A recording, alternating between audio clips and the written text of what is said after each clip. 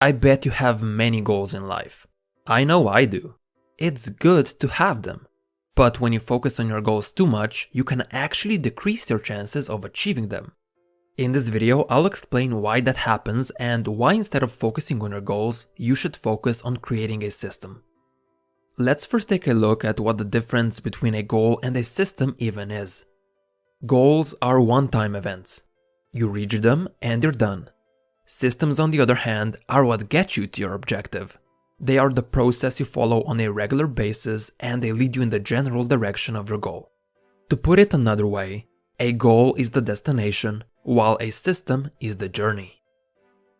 For example, losing 20 pounds is a goal.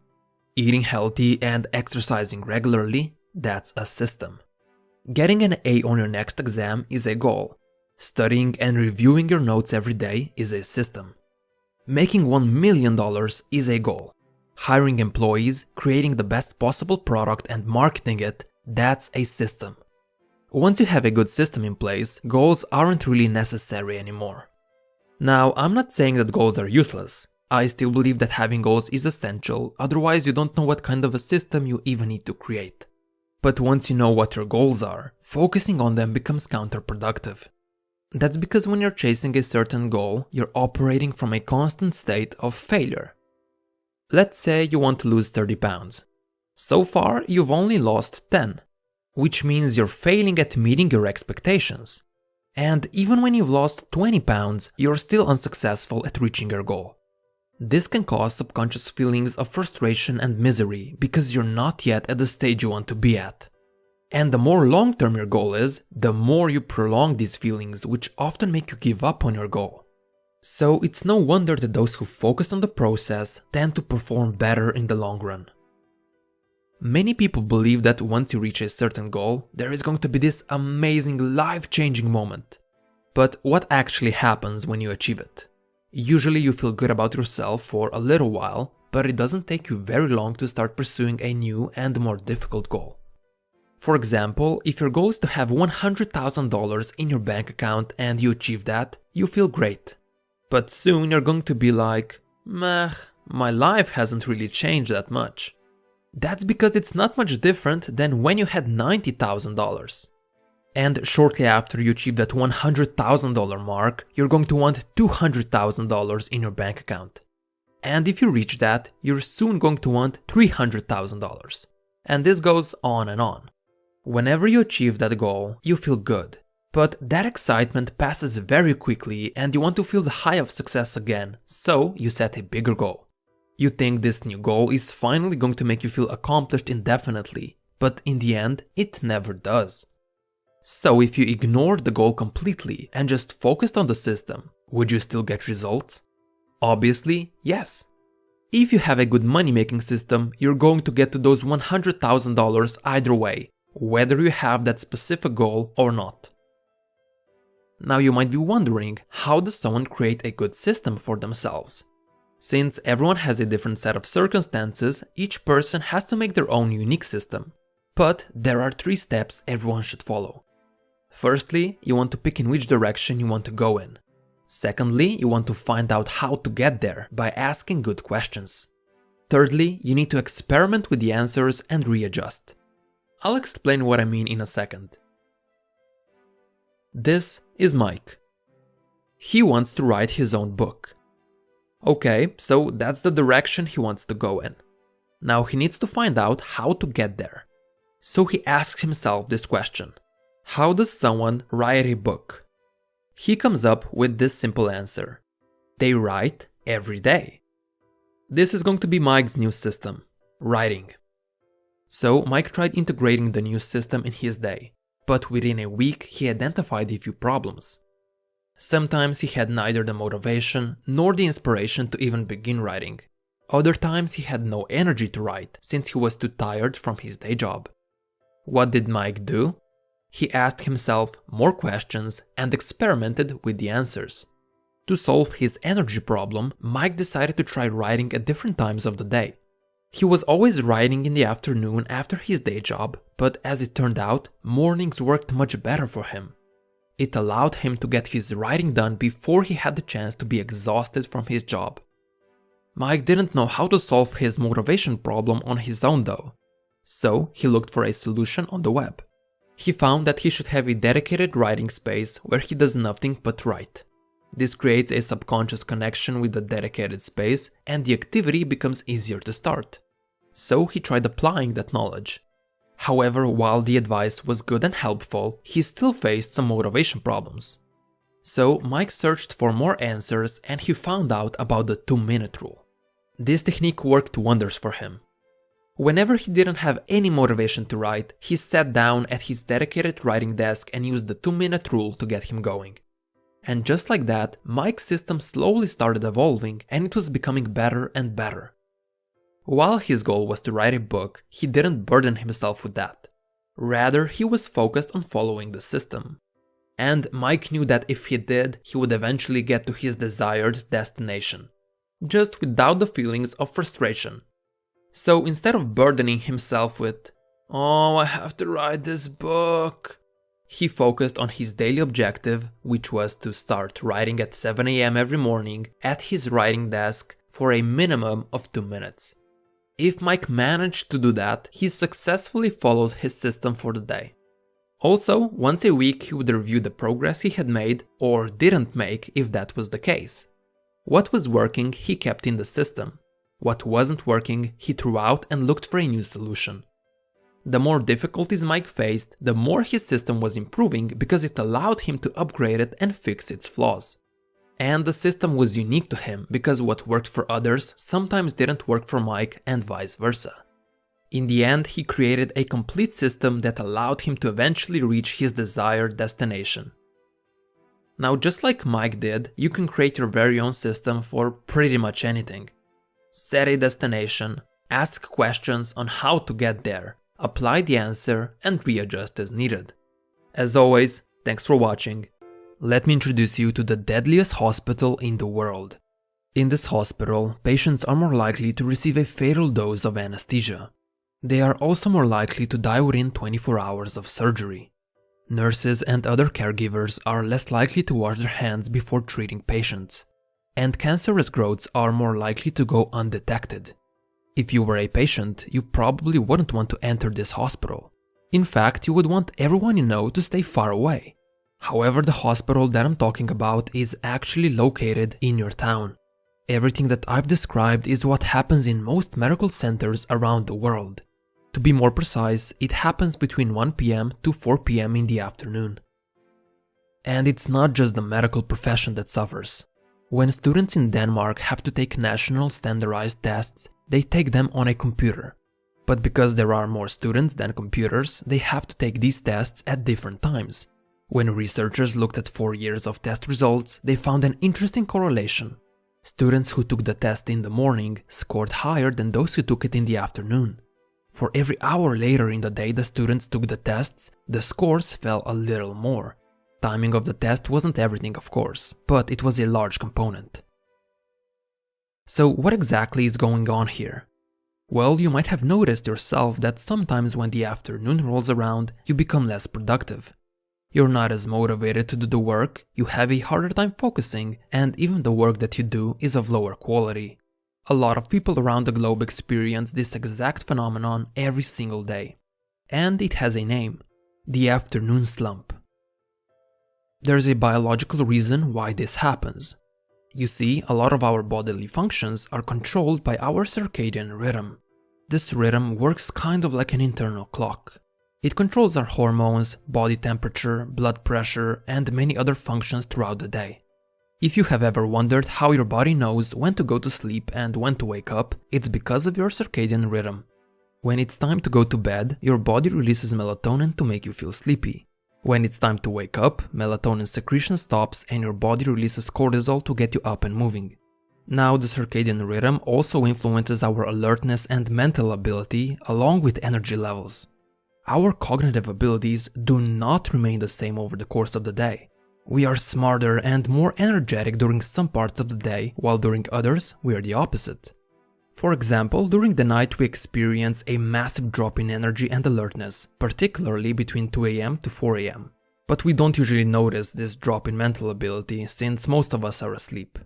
However, upon awaking, our energy and alertness steadily increase over the course of the day until they reach a peak in late morning. That's when we tend to be at our cognitive best. But that peak is then followed by an afternoon low, which we call the afternoon slump. The low occurs approximately 7 hours upon waking up, which is usually between 1 p.m. to 4 p.m. for most people. This is what the afternoon slump is, a natural biological occurrence orchestrated by your circadian rhythm. This is why medical professionals make more mistakes, why students get lower scores, and why you are unfocused and unmotivated during that time. The afternoon slump is then followed by another period of alertness, but as our body gets ready for sleep, we experience a slow decline in energy. Every person's rhythm is slightly different, but the majority follow a similar pattern. If I were to draw a 24-hour graph of your alertness, it would look something like this. You can see how it slowly rises after waking up until it reaches a peak in the late morning. Then in the afternoon, it dips down. When the afternoon slump is over, it bounces up again. Then as bedtime approaches, it slowly decreases. A big drop occurs in the middle of the night, which you most likely don't notice. And as you wake up, the cycle repeats all over again. Now, while the afternoon slump is natural, there are a few things that amplify it and make it worse. But there are also a few key habits that can help to reduce it. Let's first take a look at what can make the dip worse. One of the things is lack of sleep. This shouldn't be a surprise to anyone. When you get an insufficient amount of sleep, your mental alertness is severely reduced, especially during the afternoon slump. But if you're getting an optimal amount of sleep on a regular basis, the circadian dip is going to be less intense. I know that a lot of people try to get more time in their day by cutting on their sleep. They hope to get more done since they are awake longer, which is a rookie mistake. What those people don't realize is that they're functioning suboptimally throughout the day.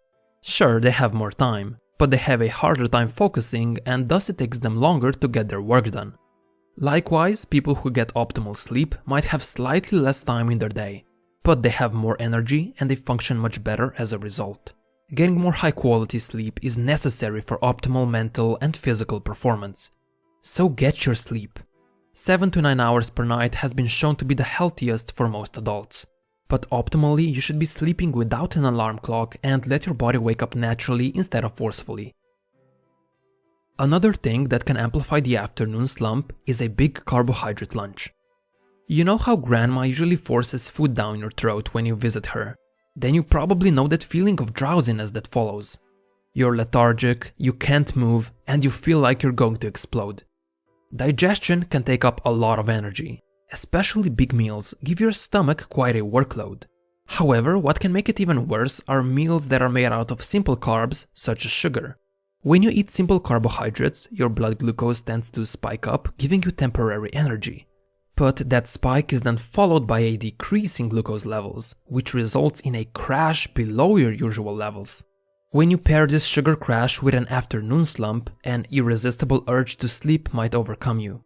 So to avoid this massive crash at lunchtime, avoid big and heavy meals made out of simple carbs. Instead, go for smaller portions with a variety of different nutrients such as protein, fat, and fiber. I mentioned before how students who took the tests in the afternoon scored lower than those who took them in the morning. And many people believe that the solution to this problem would be to move all the tests before noon. However, the researchers who studied those test results also discovered something else. Students who had a 20 to 30 minute break before the test to eat, play, and chat did not see a decline in their scores. In fact, they increased. Scores went up after a break, even if the test was taken in the afternoon. These days, taking a break is looked down upon. Others quickly label us as lazy if we do. And often we even label ourselves this way. That's because most people believe that to get more work done, they should just keep on working. However, when we stick with a task for too long, it eventually leads to mental fatigue. We're not as focused, we do our work slower, and we make more mistakes. I'm sure you've noticed this yourself. You're trying to focus on your work, but your mind just keeps on wandering and thinking about something else. Deliberate breaks are extremely underrated since they can help us minimize and avoid all of that, especially when a break is taken during the afternoon slump. So, what does a proper break consist of? There are 4 things. First is detachment. On your break, you don't want to think about work or whatever you were doing, otherwise you might intensify your mental fatigue further. Instead, you want to psychologically detach and think about something that's not related to work and isn't cognitively demanding. Second is movement. Taking a walk will boost your energy levels, sharpen your focus, and reduce the feelings of fatigue in the afternoon. One study found that walking around for 5 minutes roughly every hour during the workday is more effective than a single 30-minute walk. So if you have an option, take shorter walking breaks frequently. If not, a longer walk break is still better than nothing. Third, go outside. Taking a short walk outdoors will rejuvenate you more than if you take a walk inside. Not only will you get more sun exposure, you will also physically detach from work. Fourth is company. Spending time with others, particularly with people you like, is a great way to recharge. However, if your job requires you to deal with other people, it might be better to spend the break alone, especially if you're more of an introvert. So, if you're looking for an ideal restorative break, consider a short walk outside with a friend during which you discuss something other than work. Yet another way to recharge during the afternoon slump is to take a power nap. Napping can lead to considerable benefits in terms of alertness and cognitive performance. A 5-minute nap has no effect, but a 10 to 20-minute nap is proven to increase mental alertness for 3 hours. A lot of people who try napping make one big mistake and end up feeling even worse after it. That's because when a nap is longer than 20 minutes, our brain begins to fall into deeper stages of sleep. If that happens, you experience something called sleep inertia. You know that feeling in the morning when you wake up and feel groggy, disoriented and sluggish? That's sleep inertia, and if you nap for too long, you're going to feel more tired and sleepy than before you took the nap. So keep your power naps short. You don't want to fall asleep during the nap, and you shouldn't think of napping as sleeping. Instead, you can think of it more like a relaxing meditation where you close your eyes, lay down and just let your mind disconnect for 15 minutes. Now, I understand that not everyone has the option to take a nap or a longer break during the afternoon slump because your workplace doesn't offer that flexibility. Or you might be one of those people who just want to power through it. If you fall into this category, I at least recommend not doing any important work during the slump. Instead, you should switch to something that doesn't require as much concentration. Things that are familiar, mundane, not as important, and can be done on autopilot. Easy tasks, basically. Your most important and difficult work should be done before or after the slump. That's when your cognitive abilities are at their peak and you don't compromise your work. Hopefully you now have a better idea about why the afternoon slump happens and what you can do about it. If you have the option, experiment with your schedule a bit and see how you could implement the tips I've talked about. If you enjoyed this video, you should definitely check out Dan Pink's book called When. It's all about the science of timing and it was my source material for this video. I highly recommend it. As always, thanks for watching. Let me tell you a story about two friends. There were two friends that grew up together. They went to the same school, they had matching hobbies, they even had the same ambitions. You could say that they were identical in every way. However, after they were done with their education, they went their separate ways. Many years later, this is how they ended up. One friend became extremely successful in every aspect. He became financially independent through a series of businesses he started. He made a circle of quality and trustworthy friends. He was healthy and fit enough to run a marathon. And most importantly, he was happy and content with his life. The other friend, however, became the exact opposite. He failed at every business he started and wasn't even able to pay his bills. He barely had any friends. He became overweight and taking the stairs was enough to tire him out. And worst of all, he was miserable and frustrated with his life. However, no matter how different their lives became, those two friends still kept in touch. In fact, they talked to each other every day. That's because those two friends were actually the same person. The first friend was that person's best and ideal version, while the second one was his worst version. You and me both have those two friends inside of us. All of us do. What I wanted to tell you with this story, however, is that we can become either one of them. We have the potential to become the successful friend, just like we have the option to end up being the miserable one. Which one we end up becoming, though, is determined by the choices we make each and every day. The first friend didn't become successful overnight. Instead, he achieved his success slowly through a series of good daily decisions. The second friend also didn't end up where he did in a single day. He also did it slowly by making bad daily choices. It's just that those choices then added up over the years. Let me show you exactly how both friends ended up where they did. Every day, both of them had to choose between a few options. When they got hungry, they had a choice between eating a chocolate bar or preparing a healthy meal. When they got home from work, they had a choice between playing video games or reading a business book. When they got bored, they had a choice between mindlessly watching TV or spending some quality time with friends. I think you can guess which choice each of them made. Of course, that one decision didn't make a ton of difference, at least not at first. But because their choices were repeated over and over again, after a few years the consequences began to show. The unsuccessful friend might have only eaten one chocolate bar per day, which was roughly 200 extra calories. But when he repeated that every day, over the span of 1 year he gained an extra 20 pounds of weight. Quite a lot for one tiny chocolate bar. The successful friend had read 10 pages of a business book per day, which took roughly 30 minutes of his time. But because he managed to do that every day, he read 15 business books in a span of 1 year. Not bad for a 30-minute investment. This is why I want you to think about the choices you make on a daily basis. It's important that you don't neglect the impact they may have. Because when we repeat a certain behavior again and again, it has dramatic consequences over time.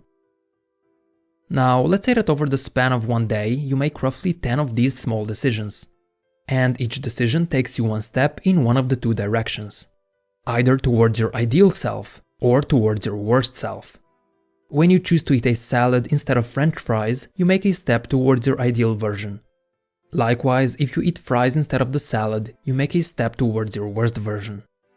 Okay, so you make 10 decisions per day, which means you make 10 steps towards either direction. But if you're like most people, you're not heading down either path. Instead, you're standing somewhere in the middle. Each day you take a few steps towards one direction, but then you also take the same amount in the opposite one. 5 good decisions and 5 bad decisions, basically cancelling each other out. Now imagine if you could replace just one negative daily behavior with a positive one. What if instead of 5 steps forward and 5 steps back, you make 6 steps forward and only 4 steps back? Suddenly you're on a completely different trajectory. Instead of standing in the same place, you're making 2 steps towards the best version of yourself. Of course, it's even better if you can make 10 good decisions every day. However, that's highly unrealistic since nobody's actually able to constantly do that. But you don't have to do it all the time. It's enough that you pick the good decision more often than the bad one. The only thing that matters is that you're heading down the correct path. So next time you jump on the couch in front of the TV with your phone in hand, ask yourself if this is the best choice you're making. Or is there something else, something better that you could choose to do instead? I like to think about this all the time. To be more precise, the question that's often on my mind is, what would the best version of me do? This question is really useful as it allows me to pause, evaluate my behavior, and readjust my actions if needed. I understand that if I want to become the best version of myself, I need to be doing today what my ideal version would. Not tomorrow or next week, but today. A lot of people love to delay their actions. They believe that in the future they will somehow be more motivated, more energetic, and hardworking. But it's that exact belief that keeps them from their true potential. What most don't realize is that when the future rolls around, they're not going to magically be a different person. They're most likely going to be the same person they are right now if they don't take the necessary actions to become better. And most recognize this only when they've spent years on the wrong path. They kept thinking that they would change in the future, but in the end, they never did. So now they need to make even more good daily decisions just to get back on track. This is why it's important that we do what our best version would do today, not tomorrow or next week. It's the decisions we make on a daily basis that dictate who we become in the future. So ask yourself, what would the ideal version of yourself be doing today? It's a really good question to ask yourself. I know you understand the importance of daily choices now. They have the power to dramatically impact your future, for better or for worse. You might not see the impact of your decisions today, probably not even tomorrow. But when your choices are compounded over time, they begin to show. When we make good choices over and over, we become the successful friend. When we repeat bad choices again and again, we become the unsuccessful one. So which version will you choose to be today? Your worst version or your best version? Thanks for watching.